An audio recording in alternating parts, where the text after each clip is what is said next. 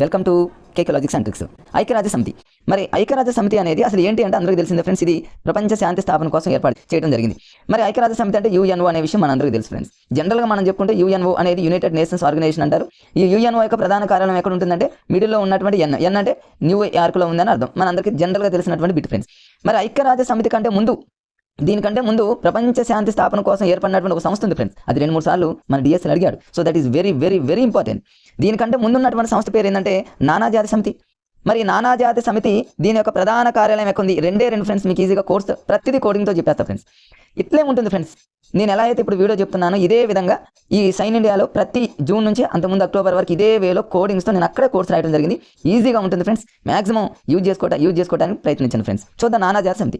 ఈ నానాజాతి సమితి యొక్క ప్రధాన కార్యాలయం ఎక్కడ ఉందంటే మనందరికీ తెలుసు జెనీవా. దీన్ని ఎట్లా గుర్తుపెట్టుకుంటారంటే నానా జాతిలో జా అనే పదం ఉంది, జెనీవాలో జా అనే పదం ఉంది కాబట్టి ఈజీగా క్యాచ్ చేసుకోవచ్చు ఫ్రెండ్స్. ఇది జనరల్గా నేను ఎలా చదువుకున్నానంటే గతంలో 2008 డిఎస్సీలో జెనీవా అనగానే జనం అనేటటువంటి పదంతో లింక్ చేసుకున్నాను. మా రూమ్మేట్స్ 5 కలిసి. జనం అంటే పీపుల్.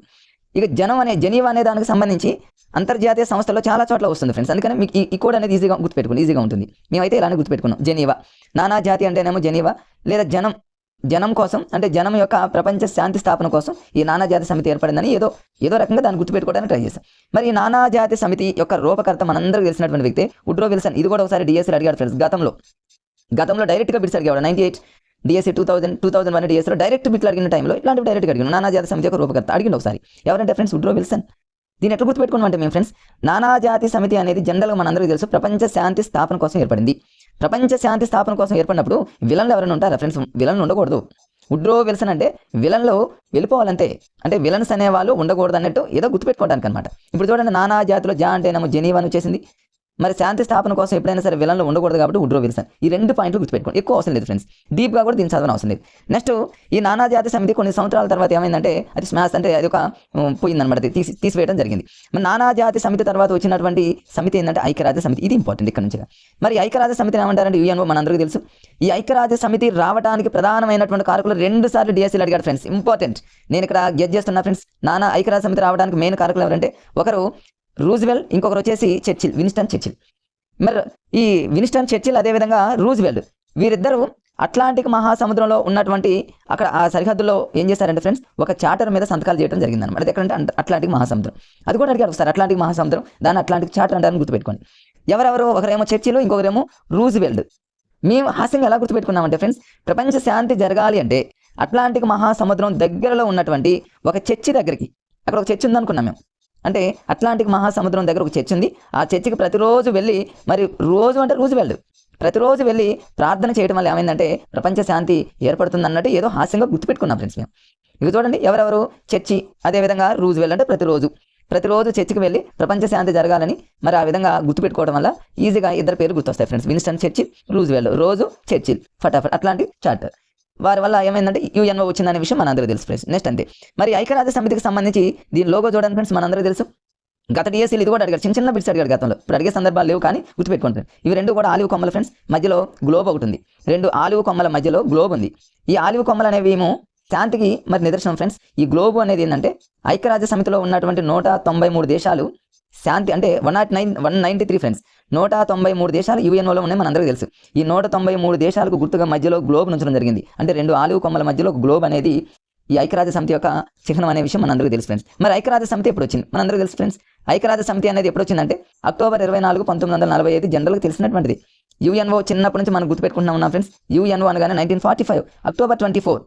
ఈ ఐక్యరాజ్య సమితి యొక్క మరి దాని దినోత్సవాన్ని అక్టోబర్ 24 మనం జరుపుకుంటే అవి కూడా మనకు తెలుసు కాబట్టి దాని మీద ఎగ్జామ్లో గతంలో అడిగిన కానీ ఇప్పుడు అడిగేటటువంటి సందర్భాలు ఏం లేవు. అయినా సరే గుర్తుపెట్టుకోండి ఫ్రెండ్స్. యుఎన్ఓ ఏర్పడినటువంటి సంవత్సరం అక్టోబర్ 24, 1945 గుర్తుపెట్టుకోండి. అక్టోబర్ 24 ఏం చేస్తామంటే ప్రతి సంవత్సరం ఐక్యరాజ్య సమితి దినోత్సవంగా జరుపుకుంటున్న విషయం గుర్తుపెట్టుకోండి. యుఎన్ఓ యొక్క ప్రధాన కార్యాలయం ఎక్కడ ఉందంటే న్యూయార్క్. మధ్యలో ఎన్ ఉంది కాబట్టి న్యూయార్క్ ఫ్రెండ్స్. నెక్స్ట్ ఈ ఐక్యరాజ్య సమితికి సంబంధించి ఒక 2 పాయింట్లు ఉన్నాయి ఫ్రెండ్స్. ఆ 2 కూడా అడిగిన బిట్లు ఎగ్జామ్లో.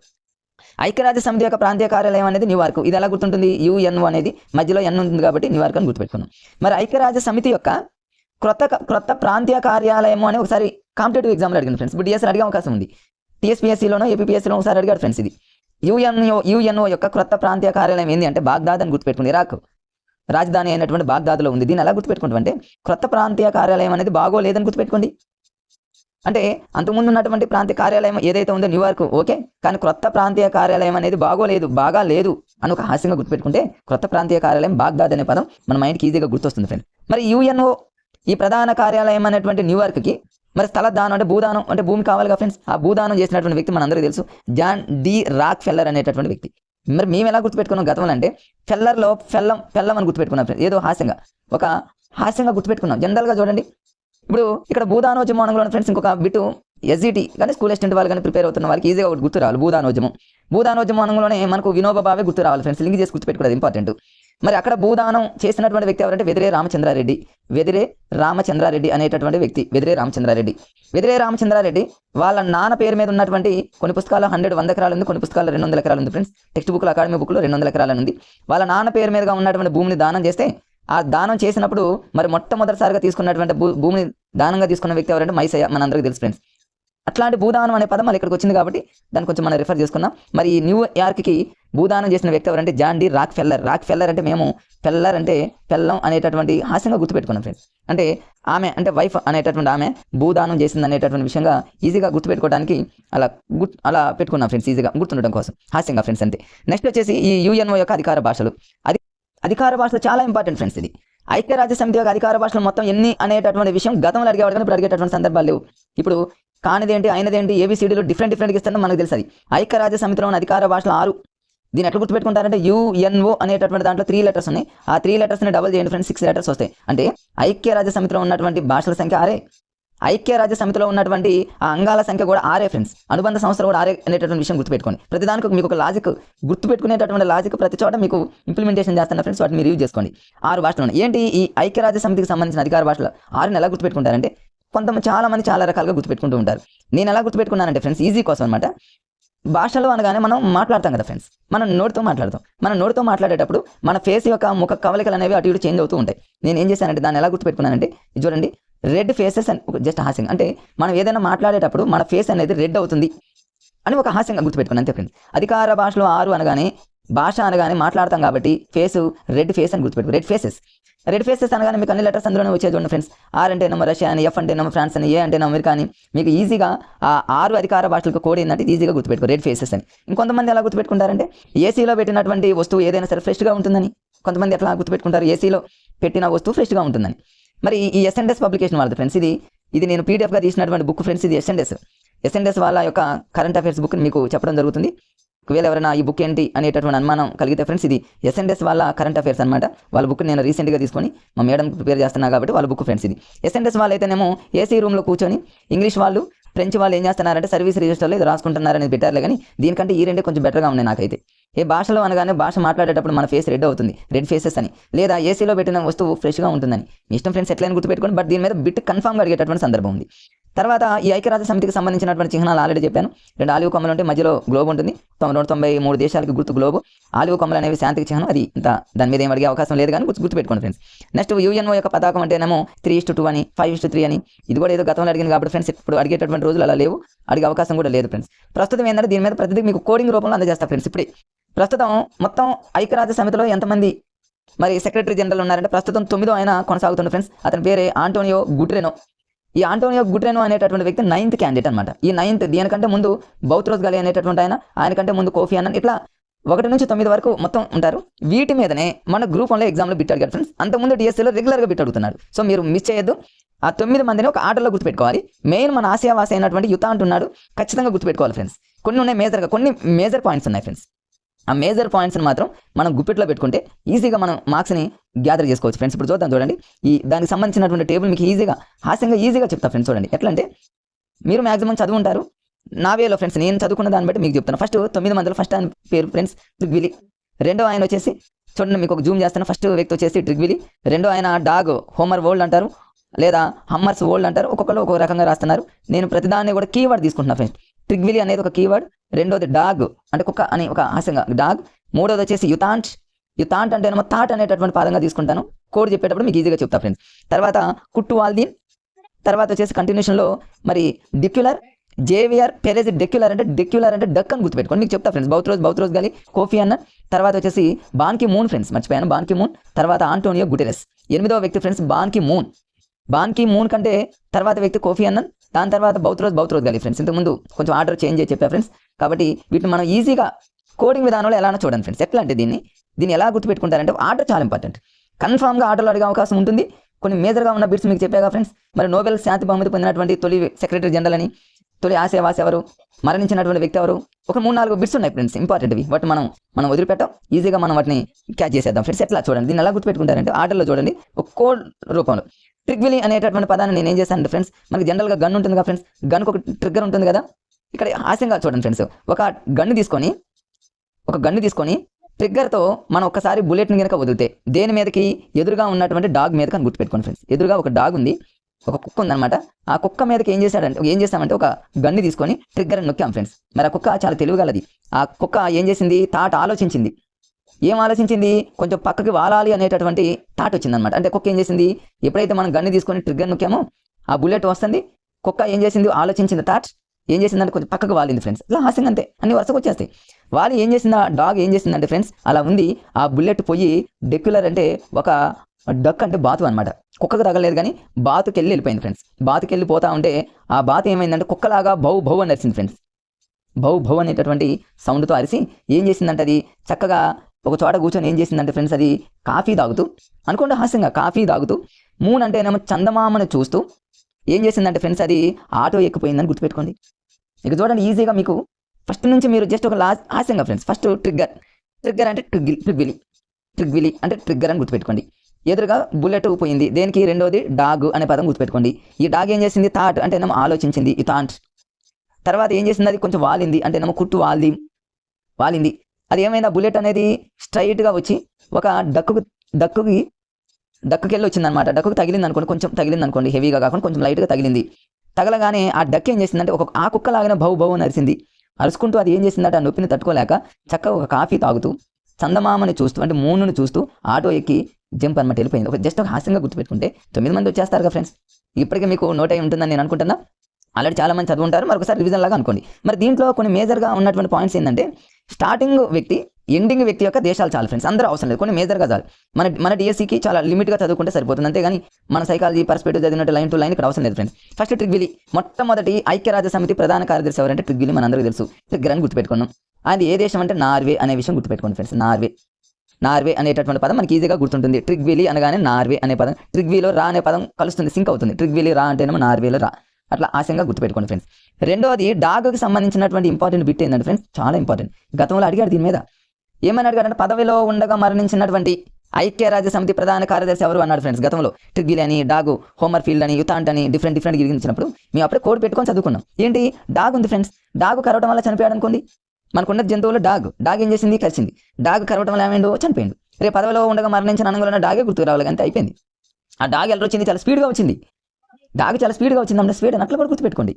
తర్వాత మరి ఈయన నోబెల్ శాంతి బహుమతి పొందినటువంటి వ్యక్తి, అదేవిధంగా మరి మరణించినటువంటి వ్యక్తి. చూడండి మరి మంచి నోబెల్ శాంతి బహుమతి పొందినటువంటి మరి ఆ వ్యక్తి డాగ్ కరిసింది అనుకోండి, అతని మనం ఈజీగా క్యాచ్ చేసుకోవచ్చు ఫ్రెండ్స్, ఈజీగా గుర్తుపెట్టుకోవచ్చు. చాలా ఇంపార్టెంట్ ఫ్రెండ్స్. ఇది పదవిలో ఉండగా మరణించినటువంటి ఏకైక వ్యక్తి, నోబెల్ శాంతి బహుమతి పొందినటువంటి తొలి వ్యక్తి ఎవరంటేనేమో ఇక మీకు వెంటనే గుర్తు రావాలి. చనిపోయిందంటేనేమో డాగ్ కరిస్తే స్పీడ్గా వచ్చి డాగ్ కరిసింది, ఆయన చనిపోయిండు. మరి ఆయనకి ఆల్రెడీ నోబెల్ శాంతి బహుమతి వచ్చిందనే విషయం గుర్తుపెట్టుకోండి. ఇవి రెండు ఇంపార్టెంట్. తొలి ఆసియావాసి ఎవరు, యుతాంట్. దీన్ని ఎట్లా గుర్తుపెట్టుకుంటారంటే, మన ఆసియా వాళ్ళు చూడండి, మన ఆసియా ఖండంలో ఉన్న వాళ్ళు ఏదైనా ఆలోచిస్తూనే ఉంటారు. థాట్స్ ఇంకే ఖండం వాళ్ళు, ఆసియా ఖండం వాళ్ళంతా ఆలోచనకి ఎవరు ఆలోచించారు అనుకోవడం ఏముంది ఫ్రెండ్స్, అది ట్రూ. కాబట్టి తొలి ఆసియావాసి ఎవరంటే యుతాంట్, థాట్ చేసే వాళ్ళంతా మన ఆసియా వాళ్ళే, ఈజీగా గుర్తుపెట్టుకోవచ్చు అనమాట. మయన్మార్ అంటేనేమో దాన్ని కూడా ఈజీగా గుర్తుపెట్టుకోవచ్చు. మయన్మార్ అంటే వాళ్ళు ఎట్టి పరిస్థితుల్లో థాట్ ఆలోచిస్తారు కానీ మర్చిపోరని గుర్తుపెట్టుకోండి. వాళ్ళు ఏది మర్చిపోరు, ఎందుకు మన ఆసియా వాళ్ళు కాబట్టి, ఎందుకు వాళ్ళు థాట్ ఆలోచిస్తారు కాబట్టి. డాగ్ కరిసింది కాబట్టి మరణించిండు. శాంతి బహుమతి, డాగ్కి శాంతం అనేది ఉండదు, అది ఎవరినైనా కరుస్తుంది అనుకోండి, అప్పుడు శాంతి అనే పదం కూడా గుర్తొస్తుంది. తర్వాత కుట్టు వాల్దీమ్కి సంబంధించినటువంటి బిట్ ఏముండదు ఫ్రెండ్స్, జనరల్గా అది అంత ఏముండదు కానీ అది మాత్రం ఒక ఆర్డర్లో గుర్తుపెట్టుకోండి. ఆస్ట్రియా దేశానికి సంబంధించినటువంటి వ్యక్తి.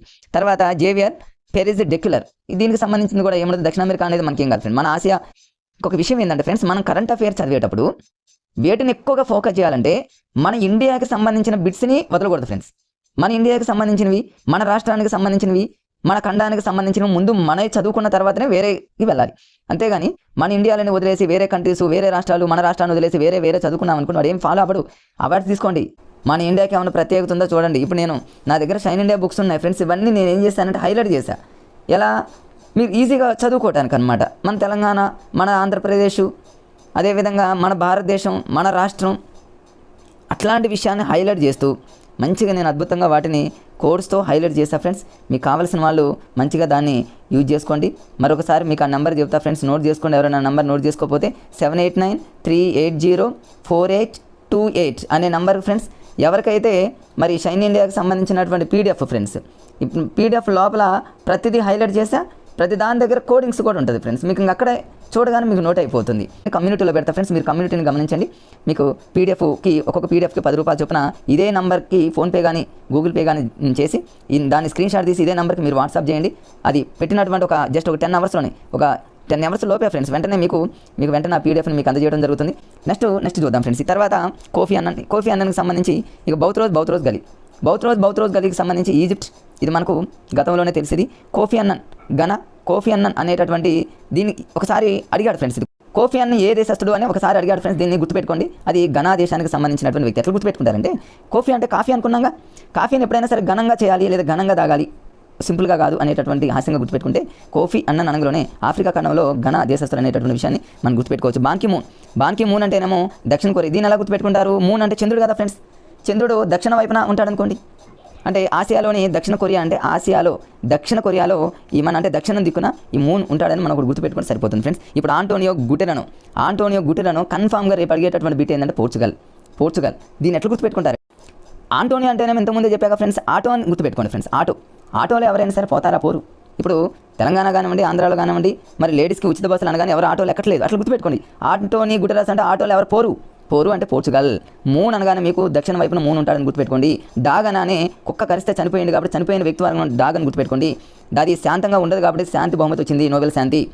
బౌత్ రోజ్ గలీ అంటేనేమో సరే ఇది ఈజిప్ట్కి సంబంధించినటువంటి వ్యక్తి, అది జనరల్గా గుర్తుపెట్టుకోండి ఫ్రెండ్స్.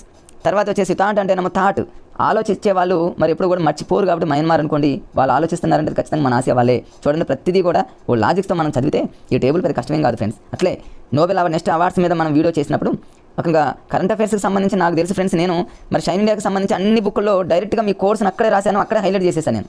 మీరు ఈజీగా ఆ పీడిఎఫ్ని ఫటాఫట్ చదువుకోవచ్చు. మీకు ఇబ్బంది ఏముండదు, అన్ని పర్ఫెక్ట్గా నేర్చుకోవచ్చు ఫ్రెండ్స్. ఆ వీడియోని కనుక మీరు తీసుకున్నట్లయితే. ఓకే ఫ్రెండ్స్, నెక్స్ట్ కొంచెం ఫాస్ట్గా మనం వెళ్దాం. చూడండి ఈ టేబుల్ అయిపోయింది ఫ్రెండ్స్. ఐక్యరాజ్య సమితికి సంబంధించి ఇప్పుడు ఐక్యరాజ్య సమితికి సంబంధించి ప్రధానమైనటువంటి అంగాలు. దీని మీద కన్ఫామ్గా నేను ఎక్స్పెక్ట్ చేస్తున్న బిట్టు కన్ఫామ్గా వస్తుంది. Very very very important. ఏంటి ఐక్యరాజ్య సంబంధించినటువంటి అంగాలు 6, భాషలో 6 ఫ్రెండ్స్. ఐక్యరాజ్య సమితికి సంబంధించినటువంటి లాంగ్వేజెస్ కూడా 6. దాని కోడ్ ఒకటి చెప్పాం ఫ్రెండ్స్. భాషలో మాట్లాడేటప్పుడు మన ఫేస్ రెడ్గా అవుతుంది కాబట్టి రెడ్ ఫేసెస్, లేదా ఏసీలో పెట్టిన వస్తువు ఫ్రెష్గా ఉంటుంది, మీ ఇష్టం ఎట్లయినా గుర్తుపెట్టుకోండి. ఇప్పుడు యుఎన్ఓలో ఉన్నటువంటి అంగాలు కూడా 6. మరి ఏంటి అంగాలు 6 గుర్తుపెట్టుకోండి. ఫస్ట్ ఇది సాధారణ సభ, రెండోది భద్రతా మండలి, మూడోది ఆర్థిక సామాజిక మండలి, ధర్మకర్తృత్వ మండలి, అంతర్జాతీయ న్యాయస్థానం, సచివాలయం. ఈ 6 మీద మొన్న గ్రూప్ 1లో అడిగాడు ఫ్రెండ్స్. అంతకుముందు డిఎస్సీలో రెగ్యులర్గా పడుతున్నటువంటి బిట్టు మీరు ఒకసారి ప్రీవియస్ పేపర్లో చూడండి ఫ్రెండ్స్. చూడండి వాళ్ళు చూడండి. ఇప్పుడు ఎందుకంటే తెలంగాణలో వాటిని చూసే టైం కూడా లేదు నాకు తెలిసి, వాళ్ళు ఇంకా టెన్షన్లో చదువుతూ ఉన్నారు. ఎటువంటి టెన్షన్ లేకుండా మంచిగా చదువుకోండి ఫ్రెండ్స్. చూడండి మరి ఇప్పుడు అంగాలు మొత్తం ఎన్ని ఉన్నాయంటే దీనికోసం ఎక్కువ టైం తీసుకోవద్దు, మీకు ఒక లాజిక్గా చెప్తా చూడండి ఫ్రెండ్స్. ఫస్ట్ ఇది సాధారణ సభ, దీన్ని జనరల్ అసెంబ్లీ అంటారు. దీన్ని ఎట్లా గుర్తుపెట్టుకుంటారంటే ఫస్ట్ చూడండి, ఎక్కడైనా సరే ముందు జనరల్గా సభ ఉంటుంది. ఆ సభకి ఎప్పుడైనా సరే భద్రత ఉండాలి, అంటే పోలీస్ డిపార్ట్మెంట్ ఎవరో భద్రత ఇస్తున్నారు, భద్రతా మండలి. మూడోది గుర్తుపెట్టుకోండి, మూడోది ఆర్థిక సామాజిక మండలి. ఎట్లా గుర్తుపెట్టుకుంటారంటే ఆర్థికం అంటే ఏంటి ఫ్రెండ్స్? ఆర్థికం అంటే ఎకనామికల్ కదా, ఎకానమీ కదా. ఎకానమీ అనగానే గుర్తుపెట్టుకోండి ఫ్రెండ్స్. ఇది ఆర్థికం అంటే డబ్బులు. 3 అంటే అర్థం ఏంటి? మనకు మంచిగా మనకు 3 మంచిగా ఉందనుకోండి, డబ్బులు బాగా సంపాదిస్తామని గుర్తుపెట్టుకోండి. ఫస్ట్ది ఏమో ఫ్రెండ్స్ గుర్తుపెట్టుకోండి, మర్చిపోకుండా ఫ్రెండ్స్గా ఈజీగా. ఫస్ట్ది సభకి సెక్యూరిటీ, భద్రత. మనకు మంచి 3 ఉందనుకోండి, మంచిగా మన 3లో ఉన్నాం అనుకోండి, ఎక్కువ డబ్బు సంపాదిస్తాం. 4 ధర్మకర్తృత్వ మండలి. దీన్ని ఎట్లా గుర్తుపెట్టుకుంటారంటే ధర్మం అనేది 4 పాదాల మీద నడుస్తుంది అనేది మనం అందరికీ తెలుసు ఫ్రెండ్స్. రేపు అడుగుతారు ఐక్యరాజ్య సమితి ప్రధాన అంగాల్లో 4వది ఏందని అంటాడు, లేదా ఆర్డర్ని ఒక ఆర్డర్లో పెట్టని అంటాడు, మ్యాచింగ్ ఇస్తాడు, డిఫరెంట్ ఇస్తాడు. టక్కన మనం పెట్టుకోవాలంటే ధర్మకర్తృత్వ మండలి అనుకో, ధర్మం 4 పాదాల మీద నడుస్తుంది. మనం మంచిగా 3లో ఉన్నప్పుడు ఎక్కువ డబ్బులు సంపాదిస్తాం. ఫస్ట్ సభ ఉంటుంది, సభకి భద్రత ఉంటుంది. ఇక 5వది వచ్చేసి అంతర్జాతీయ న్యాయస్థానం అనేది ఏంటంటే ఫ్రెండ్స్ పంచభూతాలు. 5 అంటే పంచభూతాలే కదా, పంచభూతాల సాక్షిగా అని మనం ఒక వేస్తాం కదా ఫ్రెండ్స్, ఒక ప్రమాణంలాగా కోర్టులో. అట్లా 5 అనగానే పంచభూతాల సాక్షిగా అనేది న్యాయస్థానం. లాస్ట్ది వచ్చేసి ఫ్రెండ్స్ సచివాలయం అంటే ఎస్ అనే పదం వస్తుంది కాబట్టి S for 6 అనుకోండి. అంతే. ఒక్కొక్కటి చూడండి, ఒక్కొక్క దాంట్లో ఎక్కువగా మనం మన డిఎస్సీ పరిధిలోనే చదవాలి ఫ్రెండ్స్. ఇంకా దీన్ని లైన్ టు లైన్ చదివి మొత్తం చదివి బుర్ర హీటెకేటెడ్ చేసుకోవద్దు, జస్ట్ ఇంతేనా అన్నట్టు ఉండాలి అంతేగా. సాధారణ సభ, దీన్ని జనరల్ అసెంబ్లీ అని అంటారు ఫ్రెండ్స్. ఒకే ఒక విషయం గుర్తుపెట్టుకోండి, మనకు ఐక్యరాజ్య సమితి యొక్క అంగాలు మొత్తం 6 ఉన్నాయి కదా ఫ్రెండ్స్. ఈ 6లో ఒక అంతర్జాతీయ న్యాయస్థానం తప్ప మిగిలిన అన్ని ప్రధాన కార్యాలయాలు న్యూయార్క్లోనే ఉంటాయి ఫ్రెండ్స్. ఇది ఒక్కటి గుర్తుపెట్టుకోండి బండగా. మొత్తం 6 ఉన్నాయి అంగాలు. ఈ 6 అంగాల యొక్క 6లో ఒక్కటి తప్ప ఫ్రెండ్స్, ఒక్కటి తీసేయండి, అంటే మిగిలిన 5. ఈ 5 ప్రధాన 5 అంగాల ప్రధాన ఉన్నటువంటి ఆ ప్రధాన కార్యాలయాలు వచ్చేసి న్యూయార్క్ ఫ్రెండ్స్గా. ఐక్యరాజ్య సమితి ప్రధాన కార్యాలయం న్యూయార్క్ ఎక్కడుందో అదే న్యూయార్క్లో ఈ 5 అంగాలు ఉంటాయి. అదొక విషయం గుర్తుపెట్టుకోండి. ఇక అంతర్జాతీయ న్యాయస్థానం అనేది నెదర్లాండ్లోని ది హేగ్లో ఉంటుంది. దానికి లాజిక్ కూడా అక్కడ చెప్పేస్తా. ఇది చూడండి సాధారణ సభ అని మీకు ఇప్పుడే చెప్పాక ఫ్రెండ్స్ న్యూయార్క్. ఈ సాధారణంగా జనరల్గా ఐక్యరాజ్య సమితిలో ఎన్ని సభ్య దేశాలు ఉంటాయో అన్నీ ఉంటాయి. అడుగుతాడు రేపు డిఎస్ఎల్ అడిగేది ఇంతే ఫ్రెండ్స్. ఎస్జిటి వాళ్ళకైతే పెద్ద కష్టంగా ఏమి ఉండదు, చిన్న ఇచ్చి మ్యాచింగ్ ఇస్తాడు. ఐక్యరాజ్య సమితిలో మొత్తం సభ్య దేశాల సంఖ్య 193. ఈ 193 మొత్తం చదవాలా సార్ అంటే అవసరం లేదు మనకి. గ్రూప్ 1 వాళ్ళు కూడా చదవాలి నాకు తెలిసి. కాబట్టి 193 అనే పదం గుర్తుపెట్టుకుని 193 ఐక్యరాజ్య సమితిలోనే మొత్తం సభ్య దేశాలు. ఇక న్యూయార్క్ అన్ని న్యూయార్కే ఒక అంతర్జాతీయ న్యాయస్థానము నెదర్లాండ్లో ది హేగ్ ఫ్రెండ్స్. ఇప్పుడు చూద్దాం సాధారణ సభకు సంబంధించి ఏమి ఉండవు ఇందులో. జస్ట్ కొంచెం అలా ఫాస్ట్గా మనం వెళ్ళిపోదాం ఫ్రెండ్స్. రెండోదంటే మీరు అంతకంటే ఎక్కువ చదవమాకండి. ఐక్యరాజ్య సమితిలో న్యూయార్క్ అది జనరల్గా దాంట్లో ఉన్నటువంటి సభ్య దేశాలు మొత్తం 193 ఉంటాయి. అంతే, అంతకంటే ఎక్కువ చదవద్దు ఫ్రెండ్స్. రెండోది వచ్చేసి భద్రతా మండలి, దీన్నే సెక్యూరిటీ కౌన్సిల్ అని అంటారు. ఈ భద్రతా మండలి యొక్క ప్రధాన కార్యాలయం కూడా న్యూయార్కే. దీంట్లో ఉన్న సభ్య దేశాలు ఫ్రెండ్స్ ఒక 5-6 సార్లు డిఎస్సీలు అడిగారు ఫ్రెండ్స్. 5 or 6 టైంలో 98 డిఎస్సీ నుంచి మొదలుపెట్టి 2006 డిఎస్సీ వరకు సభ్య దేశాల సంఖ్య మీద బిట్లు అడుగుతూనే ఉన్నాడు. ఇక మీరు దీన్ని బట్టి ఆలోచించుకోండి. రేపు మనకు అడిగే అవకాశం ఉంది. డైరెక్ట్గా అడగలే కానీ మ్యాచింగ్లో ఇస్తాడు ఫ్రెండ్స్.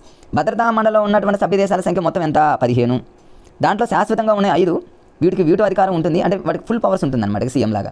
ఒక మిగిలిన అంటే మరి శాశ్వత సభ్య దేశాలు కాకుండా అశాశ్వత సభ్య దేశాలు ఒక 10 ఉంటాయి. వీటిని గుర్తుపెట్టుకోని అవసరం లేదులే కానీ ఈ 5 మాత్రం కంపల్సరీగా గుర్తుపెట్టుకోవాలి. ఈ 5 ఎలా గుర్తుపెట్టుకుంటారంటే ఈజీగా మనం గుర్తుపెట్టుకోవడానికి దీనికి ఒక లాజిక్ ఉంది ఫ్రెండ్స్. నేను చెప్తా. ఫస్ట్ మన సభ్య దేశాల సంఖ్య 15 గుర్తుపెట్టుకోవాలిగా.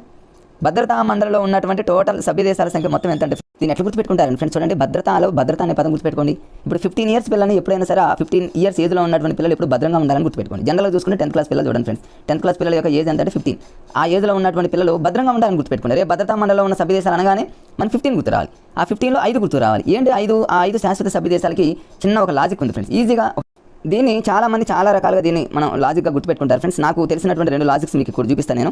భద్రతా మండలి అనంగంలోనే భద్రత అనేటటువంటి పదంతో లింక్ చేసుకుందాం ఫ్రెండ్స్. మనం భద్రత అనేటటువంటి పదం మనం గుర్తుపెట్టుకుంటే ఈజీగా దీన్ని ఎలా గుర్తుపెట్టుకోవచ్చు అంటే మనం కార్లో ఎప్పుడైనా చూడండి వెళ్ళేటప్పుడు ఫేస్బుక్ని చూడొద్దని గుర్తుపెట్టుకోండి. లేదా కార్లో ఉన్నప్పుడే మనం జాగ్రత్తగా ఫేస్బుక్ చూడాలని గుర్తుపెట్టుకోండి. భద్రత అనగానే కార్లో ఉన్నప్పుడు ఫేస్బుక్ని జాగ్రత్తగా చూసుకోవాలి. ఏదో హాస్యంగా గుర్తుపెట్టుకోండి. ఇంకో కోడ్ కూడా ఉంది, అది కూడా చెప్తా. కార్లో అంటేనేమో సి అంటేనేమో చైనా అని, ఏ అంటేనేమో అమెరికా అని, ఆర్ అంటేనేమో అన్నీ వచ్చేస్తాయి ఫ్రెండ్స్. ఆర్ అంటేనేమో రష్యా అని, ఫేస్బుక్ ఎఫ్ అంటేనేమో ఫ్రాన్స్ అని, బి అంటేనేమో బ్రిటన్. ఇది ఒక కోడ్. అంటే భద్రతా అనగానే మనకి ఏం గుర్తు రావాలంటే 10th క్లాస్ పిల్లలు భద్రంగా ఉండాలి. 5 అనేది శాశ్వత సభ్య దేశాలు, వీటో అధికారం ఉంటుంది.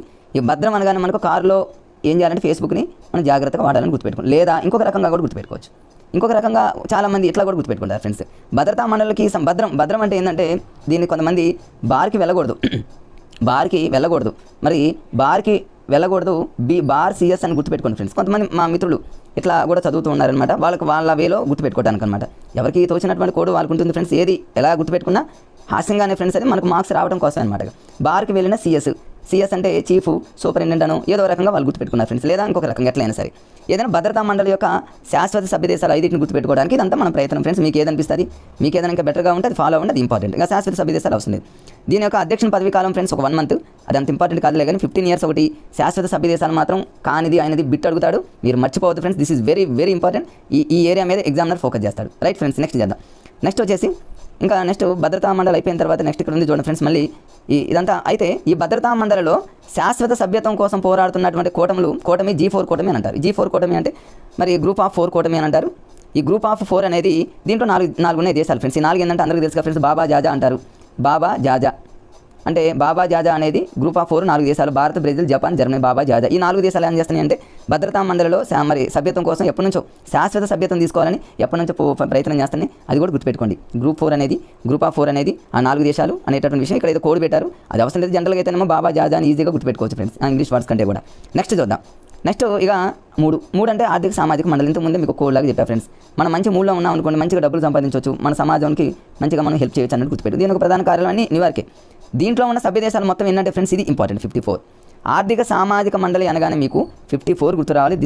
దీన్ని గుర్తుపెట్టుకోవడానికి చిన్న లాజిక్ ఉంది ఫ్రెండ్స్. ఏంటి? ఆర్థిక సామాజిక మండలిని మొత్తం సభ్య దేశాల సంఖ్య 54 అంటే ఈజీ గుర్తుంది. ఇప్పుడు ఆర్థిక అనగానే మనకు ఎకనామిక్ అనే పదం గుర్తొస్తుంది కదా ఫ్రెండ్స్. కనీసం స్టార్టింగ్ 3 letters గుర్తున్నా చాలు మన కోడ్ కోసం. ఎకానమీ అనగానే ఈ అనే లెటర్ మన అందరికీ తెలుసు ఫ్రెండ్స్. ABCDEF అంటే E for 5 అయిపోయింది. ఫస్ట్ 5 అయిపోయింది. C అంటే ఏమో 3 అని అర్థం ఫ్రెండ్స్. దానికి ఒకటి కలుపుకోండి అంటే 54 అయిపోయిందిగా. కనీసం ఆర్థిక అనగానే ఎకానమీ అనే ECO గుర్తున్నా E for 5 అనేది అయిపోతుంది. C అంటే 3కి ఒకటి కలిపితే 4 అంటే 54. మేమైతే అట్లా గుర్తుపెట్టుకున్నా ఈజీగా మాకు గుర్తుంది, ఇప్పటికీ గుర్తుంది ఫ్రెండ్స్ ఆ కోడ్. అని కొన్ని ఏంటంటే పదాలతోనే మనం కోడ్లు పెట్టుకుంటే, లాజిక్స్ పెట్టుకుంటే లైఫ్ లాంగ్ మర్చిపోం. నేను ఎప్పుడో 2009 2010లో పెట్టుకున్న కోడ్ ఆర్థిక సామాజిక మండలి అంటే ఎకనామిక్ ఈసీఓ, ఈ ఫర్ 5, సీకి ఒకటి కలుపుకున్న 454 అంతే. 10th క్లాస్ పిల్లలు భద్రంగా ఉండాలి అంటే 15 years పిల్లలు అప్పుడు గుర్తు పెట్టుకున్న కోడ్ ఇప్పటికీ గుర్తున్నాయి. అంటే పదాలతోనే లింక్ చేసుకోవాలి కానీ కొత్తగా మనం క్రియేట్ చేసుకోకూడదు ఫ్రెండ్స్. అక్కడే ఉండాలి మ్యాక్సిమం ఏ లాజిక్ అయినా. చదవడానికి ఈజీగా ఉండాలి, బండగా అయితే చదవద్దు ఫ్రెండ్స్. ఎందుకంటే మనం చదివేది మరి చాలా హెవీ మ్యాటర్ కాబట్టి కొంచెం సాధ్యమైనంత వరకు ఈజీగా ఉండే విధానంలో చదువుకోండి ఫ్రెండ్స్. నెక్స్ట్ చూద్దాం, అది అయిపోయింది. దాని తర్వాత ధర్మకర్తృత్వ మండలి అంటే ధర్మం 4 పాదాల మీద నడుస్తుందనే విషయం గుర్తుపెట్టుకోండి. ఇది కూడా సేమ్ ఫ్రెండ్స్, న్యూయార్క్, అన్ని న్యూయార్కే. ఒక అంతర్జాతీయ న్యాయస్థానం నెదర్లాండ్లోని హేగ్ తప్ప మిగిలిన న్యూయార్క్ ఈజీగా గుర్తుపెట్టుకోండి. మరి దీంట్లో ఉన్న సభ్య దేశాల సంఖ్య ఎంత అంటే ఫ్రెండ్స్ 5. ఈ 5 కూడా సేమ్ మనం అంతకుముందు వీటో అధికారం ఉన్న దేశాలే, ఎక్స్ట్రా ఏమి లేవు ఫ్రెండ్స్. ఆల్రెడీ శాశ్వత సభ్య దేశాలు ఒక 5 ఉన్నాయి కదా ఫ్రెండ్స్. శాశ్వత సభ్య దేశాలు 5 ఉన్నాయి 15లో. అది ఎక్కడ మనం ఇంతకుముందు మనం చదువుకున్నాం ఫ్రెండ్స్ అవి. ఆ 15లో 5 శాశ్వత సభ్య దేశాలు గుర్తుపెట్టుకోండి. భద్రతా మండలిలో ఉన్నటువంటి 15 సభ్య దేశాలలో 5 శాశ్వతం. 5 సభ్య దేశాలకు మనం కోడ్ పెట్టుకున్నాం కదా ఫ్రెండ్స్. భద్రతా అనుగుణంగా 2 రకాలుగా గుర్తుపెట్టుకోవచ్చు. ఒకటి కార్లో ఫేస్బుక్ జాగ్రత్తగా చూడాలి, భద్రంగా చూడాలనేటటువంటి కోడ్ అనమాట. ఈజీగా సేమ్ అదే దీన్ని ఇక్కడ అప్లై చేసుకోండి. కార్లో ఫేస్బుక్ అనే పదం గుర్తుపెట్టుకోండి, ఈజీగా ఉంటుంది. లేదా కొంతమంది ఈ లెటర్స్తోనే తయారు చేసుకుంటారు, బార్లో అట్లా రకరకాలుగా. మీ ఇష్టం ఫ్రెండ్స్, ఎలాగైనా చదువుకోండి, ఈజీగా ఉండే విధంగా మీరు ఫాలో అవ్వండి కోర్సు. ఇప్పుడు మీరు వీడియో చూస్తున్నప్పుడే రకరకాలైనటువంటి ఐడియాలు మీకు వస్తాయి, మీరు దాన్ని అక్కడికక్కడే చదివేసుకోండి ఫ్రెండ్స్. నెక్స్ట్ చూద్దాం, ధర్మకర్తృత్వ మండలి తర్వాత దీని మీద ఆల్రెడీ టీఎస్పీసీలో అడిగినటువంటి బిట్ ఫ్రెండ్స్, అంతర్జాతీయ న్యాయస్థానం. This is very important. నేను అక్కడ ఎక్స్పెక్ట్ చేస్తున్నాను ఫ్రెండ్స్, ఈ ఏరియా మీద ఎగ్జామినర్ ఫోకస్ చేసే అవకాశం ఉంది. అంతర్జాతీయ న్యాయస్థానం చాలా ఇంపార్టెంట్. ఏంటి అంతర్జాతీయ న్యాయస్థానం మనందరికీ తెలుసు ఫ్రెండ్స్. జనరల్గా అయితే హైదరాబాద్లో హైకోర్టు ఉంటుంది. అంటే తర్వాత అక్కడ మనం ఫెయిల్ అయితే సుప్రీంకోర్టుకి వెళ్తాం, అక్కడ కూడా ఫెయిల్ అయితే ఇంకా మనం పోరాడేటటువంటి ధైర్యం అనుకుంటే అంతర్జాతీయ న్యాయస్థానం ది హేగ్కి వెళ్ళొచ్చు. ఇది ఎక్కడ ఉందంటే నెదర్లాండ్. దీన్ని ఎట్లా గుర్తుపెట్టుకుంటారు ది హేగ్ నెదర్లాండ్ని? చూడండి ఈజీగా, నేను కొంచెం కన్ఫ్యూజ్ అవ్వకుండా అనమాట. ది హేగ్ అనేది ఎక్కడ ఉందంటే నెదర్లాండే. ఒక్కొక్కసారి జింబాంబే అని రకరకాల కన్ఫ్యూజ్ చేసే అవకాశం ఉంటుంది కాబట్టి ది హేగ్ యాడ్ ఉందంటే నెదర్లాండ్. ఎట్లా అంటే నెదర్లాండ్లో అంటే ఏత్వం పలుకుతుంది, హేగ్లో కూడా ఏత్వం పలుకుతుంది. అట్లా ది హేగ్ ఏత్వం, నెదర్లాండ్లో ఏత్వం, 2 ఏత్వాలు వచ్చే విధంగా చూసుకోవాలి. ఎప్పుడన్నా కన్ఫ్యూజ్ అయ్యే సందర్భం ఉంటే చూసుకోండి ఫ్రెండ్స్. ఇది ఏ సంవత్సరంలో స్థాపించారు ఇవన్నీ మనకు అవసరం లేదు. అది ఎక్కడ ఉందంటే నెదర్లాండ్లోని ది హేగ్ అనమాట, ది హేగ్. అట్లా గుర్తుపెట్టుకోండి. ఇది అందరికీ నోట్ అయినటువంటిదే కాబట్టి దాని గురించి మనం ఏం కంగారు పడిన అవసరం లేదు. మరి వీళ్ళ యొక్క ఈ న్యాయమూర్తుల యొక్క పదవీ కాలం, మొత్తం న్యాయమూర్తులు ఫ్రెండ్స్ 15 మంది ఉంటారు. 15 అనగానే మనకు బల్బు వెలగాలి ఫ్రెండ్స్. ఇప్పుడే 15 అనేటటువంటి 15 సభ్య దేశాలు ఎక్కడ ఉన్నాయి ఫ్రెండ్స్? భద్రతా మండలి గుర్తుపెట్టుకున్నాం ఇంతకుముందు. భద్రతా మండలి అనేది ఎన్నోది ఫ్రెండ్స్? స్టార్టింగ్ వచ్చేసి సభ, రెండోది సభకి సెక్యూరిటీ ఉండాలి. భద్రతా మండలిలో మొత్తం 15 సభ్య దేశాలు ఉంటాయి. 5 ఏమో శాశ్వతం, 10 ఏమో అశాశ్వతం. మనం చదువుకున్నాం. మళ్ళీ ఇక్కడ 15 అనేది వచ్చింది ఫ్రెండ్స్. అంటే అంతర్జాతీయ న్యాయస్థానంలో ఉన్నటువంటి ఆ న్యాయమూర్తుల సంఖ్య 15. ఎగ్జామ్లో ఎన్నోసార్లు అడిగారు ఫ్రెండ్స్, ఇది చాలాసార్లు, మోర్ దాన్ టైమ్స్. కాంపిటేటివ్ ఎగ్జామ్లో కన్ఫామ్ దీని మీద బిట్ అడగడానికి అవకాశం ఉంది. ఎగ్జామ్లో ఏడుకు వచ్చి ఇక్కడే చూస్తాడు అన్నమాట బిట్ ఇవ్వడానికి. ఒకవేళ ఏడ మిస్ అయింది అనుకోండి, వీరి యొక్క పదవీ కాలం ఎంతంటే 9 years, ఇదేనా అడగవచ్చు కన్ఫర్మ్. అక్కడ మిస్ అయింది అనుకోండి, ఈ అంతర్జాతీయ న్యాయస్థానానికి అధ్యక్షులు ఉపాధ్యక్షులు ఉంటారు, వారి యొక్క పదవీ కాలము 3 years. నాకు తెలిసి న్యాయమూర్తుల యొక్క పదవీ కాలం 9 years, ఇదే అడిగే అవకాశం ఉంది. గుర్తుపెట్టుకోండి. అంతర్జాతీయ న్యాయస్థానంలో 3 points గుర్తుపెట్టుకోవాలి, బుల్లెట్ పాయింట్స్. ఒకటి ది హేగ్ నెదర్లాండ్లో ఉంది, ది హేగ్ నెదర్లాండ్లో ఉంది. ఇందులో మొత్తం 15 మంది ప్రధాన న్యాయమూర్తులు ఉంటారు. ఈ 15 మంది న్యాయమూర్తుల యొక్క పదవీ కాలం 9 years అంతే ఫ్రెండ్స్. ఈ 3 ఇంపార్టెంట్. 9 years గుర్తుపెట్టుకోండి. 9 అలా గుర్తు రాలేదనుకోండి, మీకు న్యాయస్థానంలో ఎన్ అనే పదం ఉందిగా, ఎన్ అంటే 9 అని గుర్తుపెట్టుకోండి. కనీసం కొంతలో కొంత అనమాట.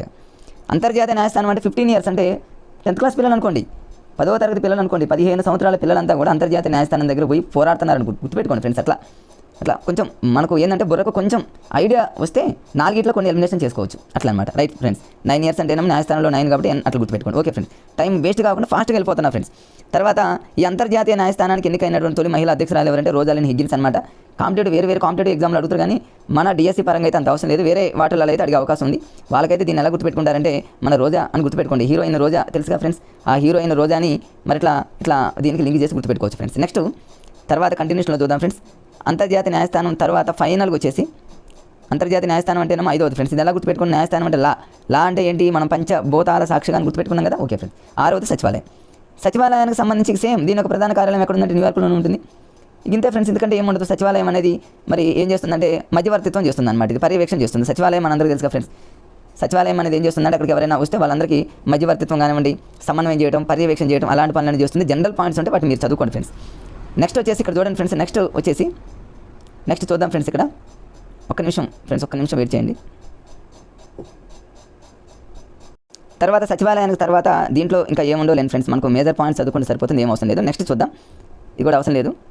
ఐక్యరాజ్య సమితిలో ఎక్కువగా బిట్స్ అడిగే ఏరియా ఏంటంటే ఫ్రెండ్స్, మళ్ళీ ఇక్కడ నుంచి డైరెక్ట్గా బిట్లు ఇస్తాడు ఫ్రెండ్స్. ఇక్కడ ఇంత డీప్గా అవసరం లేదు. మన డిఎస్సీ పరంగా చూడండి, జస్ట్ దాని యొక్క ప్రధాన కార్యాలయం ఏడుంది అది గుర్తుపెట్టుకోండి చాలు అంతే. ఇప్పుడు సార్క్ ఉంది, సార్క్ యొక్క ప్రధాన కార్యాలయం, మొత్తం సభ్య దేశాల సంఖ్య అంతే ఎనఫ్. నాటో యొక్క ప్రధాన కార్యాలయం, దాంట్లో 32వ దేశం ఏంటి, 30 డైరెక్ట్గా బుల్లెట్ పాయింట్స్ అనేవి కొన్ని ఉంటాయి ఫ్రెండ్స్. అవి మనకు డిఎస్సీలో మేజర్గా ఉపయోగపడతాయి. ఇప్పుడు చూడండి, ఐక్యరాజ్య సమితి యొక్క మరి ఫస్ట్ ఏంటంటే యుఎన్డిపి చాలా ఇంపార్టెంట్. గతంలో చాలాసార్లు అడిగాడు దీని యొక్క ప్రధాన కార్యాలయం. యుఎన్డిపి యొక్క అబ్రివేషన్ అడగొచ్చు ఫ్రెండ్స్ మ్యాచింగ్లో. యునైటెడ్ నేషన్స్ డెవలప్మెంట్ ప్రోగ్రామ్ అందరికీ తెలిసింది. దీని యొక్క ప్రధాన కార్యాలయం ఎక్కడ ఉందంటే న్యూయార్క్. ఎట్లా గుర్తుపెట్టుకుంటారంటే యుఎన్ఓలో మిడిల్ లెటర్ ఎన్ ఎట్లా న్యూయార్క్ గుర్తుపెట్టుకున్నాము, యుఎన్డిపిలో సెకండ్ లెటర్ న్యూ అట్లా గుర్తుపెట్టుకోండి. మ్యాక్సిమం కొన్ని సింక్ అవుతాయి అంతే. తర్వాత ఇంకంతే ఫ్రెండ్స్, అంతకంటే ఎక్కువ చదవమాకండి. నెక్స్ట్ వచ్చేసి రెండోది వెరీ వెరీ ఇంపార్టెంట్. ఇది అసలు ఉన్న ఐక్యరాజ్య సమితి మొత్తం పరంగా చూసుకున్నట్లయితే ఈ బిట్ ఎక్కువసార్లు అడిగిండు. Geneva Switzerland. ఏంటిది? ఐక్యరాజ్య సమితి యొక్క శరణార్థుల హై కమిషనర్. ఎన్నిసార్లు అడిగాడు ఫ్రెండ్స్ డైరెక్ట్గా గతంలో, ఇప్పుడు కూడా డైరెక్ట్గా అడుగుతారు కానీ మ్యాచింగ్లో ఇస్తాడు ఫ్రెండ్స్. దాని యొక్క అబ్రివేషన్ ఏంటి? యుఎన్హెచ్సిఆర్ యొక్క అబ్రివేషన్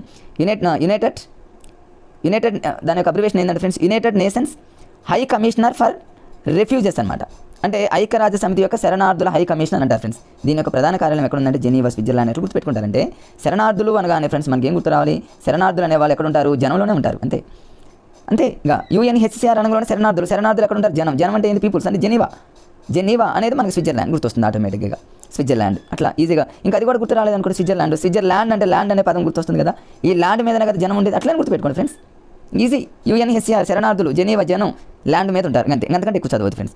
తర్వాత ఇంకోటి యూనిసెఫ్ యొక్క ప్రధాన కార్యాలయం కూడా న్యూయార్క్. ఎందుకంటే సెకండ్ లెటర్ యుఎన్, ఇంతకుముందు లాగా యుఎన్డిపి లాగానే యుఎన్డిపిలో సెకండ్ లెటర్, యూనిసెఫ్లో కూడా సెకండ్ లెటర్ న్యూయార్క్. ఒక యునెస్కో మాత్రమే ప్యారిస్ ఉంటుంది. అట్లా గుర్తుపెట్టుకోండి.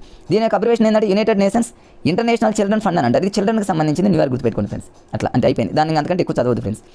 తర్వాత నెక్స్ట్ ఇది చూద్దాం. తర్వాత ఇక్కడ కొన్ని ఉన్నాయి ఫ్రెండ్స్. ఇది కూడా చాలా ఇంపార్టెంట్. చూడండి, ఇది ప్రపంచ ఆహార పథకం అంటే వరల్డ్ ఫుడ్ ప్రోగ్రామ్ అని అంటారు. ఇక దీన్ని ఎందరికీ తెలుసుగా ఫ్రెండ్స్, అందులోనే ఉంది కదా కోడ్. ఆహారం అనగానే ఇటలీలోని రోమ్ అంటే మన ఇంట్లో మన రూమ్లోనే మనం ఆహారం తింటాం, ఫుడ్ తింటాం అంతే. మరి మనందరికీ తెలిసినటువంటి లాజికే కాబట్టి దానికోసం ఎక్కువ టైం మనం కేటాయించొద్దు. ఆహారం అనగానే ఫ్రెండ్స్ ఏమీ లేదు. ఆహారం మన ఇంట్లో రోమ్, ఇటలీ రాజధాని రోమ్లో ఆహారం అంతే. ఆహారం అనే పదం వస్తే రోము, ఇటలీ అంతకంటే ఎక్కువ అవసరం లేదు ఫ్రెండ్స్. అయిపోయింది. తర్వాత ఇది కూడా అయిపోయింది. యూనిసెఫ్ అనేటటువంటి పదం కూడా అయిపోయింది. అబ్రివేషన్ కూడా గుర్తుపెట్టుకోండి. తర్వాత ఈ సమితి విశ్వవిద్యాలయం అదంతా అవసరం లేదు ఫ్రెండ్స్. టోక్యో అనేటటువంటిది. యుఎన్ఈపి సరే చూద్దాం, కొంచెం ఎప్పటికన్నా యూజ్ అవ్వచ్చేమో చూద్దాం ఫ్రెండ్స్. జస్ట్ అట్లా కొంచెం లైట్గా చదివేసి దాన్ని వదిలేసేద్దాం ఫ్రెండ్స్. ఏంటి? యుఎన్యు అని అంటారు. అంటే యునైటెడ్ నేషన్స్ యూనివర్సిటీ అంటారు. అంటే ఐక్యరాజ్య సమితి యొక్క విశ్వవిద్యాలయం అంటే యూనివర్సిటీకి సంబంధించింది. జనరల్గా చూడండి ఫ్రెండ్స్, మనం ఏదైనా యూనివర్సిటీలో చదవాలన్నా, యూనివర్సిటీలో పనిచేయాలన్నా మనకి ఖచ్చితంగా ఏం కావాలంటే ఐక్యూ ఎక్కువ ఉండాలి. ఐక్యూ అంటే టోక్యో అనే పదంలో ఐక్యూ అనే పదం వస్తుంది మనకి సైకాలజీ టర్మ్ లాగా అనమాట. టోక్యో అంటే ఐక్యూ. టోక్యో అని కూడా జపాన్ రాజధాని టోక్యో అనేది మనకు గుర్తొస్తుంది అంతే. చదువు అట్లా ఉంచండి ఫ్రెండ్స్, ఎక్కువ అవసరం లేదు. యుఎన్ఈపి మాత్రం చాలా important. United Nations environment programme. Environment అంటేనే బిట్ రావాల్సిందే ఫ్రెండ్స్గా. ఎన్విరాన్మెంట్ అనుకుని బిట్ రావాలి. నైరోబి ఎట్లా ఈజీగా గుర్తుంటుంది చూడండి. నైరోబి అంటే రెండో లెటర్ని యూజ్ చేసుకోండి మీరు. నైరోబి. ఎన్విరాన్మెంట్ అనగానే మీకు నైరోబి గుర్తు రావాలి. కెన్యా రాజధాని నైరోబి. జనరల్గా తెలిసిందే అది. ప్రధానికి కోడ్ ఏం అవసరం లేదు ఫ్రెండ్స్. కష్టంగా ఉన్న వాటికి మనం గుర్తుపెట్టుకోవాలి అంతే. నెక్స్ట్ చూద్దాం. తర్వాత ఇవన్నీ తెలిసినవే. ఇది జెనీవా అనేది అంత ఏం అవసరం లేదు ఫ్రెండ్స్. దాని మీద ఏం ఎగ్జామ్లు ఏమి ఇవ్వడు. ఎక్కువగా చదవమాకండి ఫ్రెండ్స్, లైట్గా చదవండి. ఇది ఇంతకుముందే చెప్పాక ఫ్రెండ్స్, ఇటలీ రోమ్ అని. ఫుడ్ అనగానే మనకు గుర్తు రావాలి. ఇంట్లో రూమ్లో ఫుడ్ అంతే. యునెస్కో అనగానే మీకు ఇంతకుముందే చెప్పాను నేను. United Nations Educational Scientific and Cultural Organization అంటే యునెస్కో అంటే ప్యారిస్, ఫ్రాన్స్. దీన్ని గుర్తుపెట్టుకోండి. ప్యారిస్ అనగానే మనకు ఒకటి గుర్తొచ్చింది ఫ్రెండ్స్ అంతకుముందు. యునెస్కో అంటేనేమో మనకి సైకాలజీలో సంస్కృతి అనే పదం కనుక వస్తే అది ప్యారిస్ అని గుర్తుపెట్టుకోండి అని మీకు సైకాలజీలో వస్తుంది ఒక నిర్వచనంలో.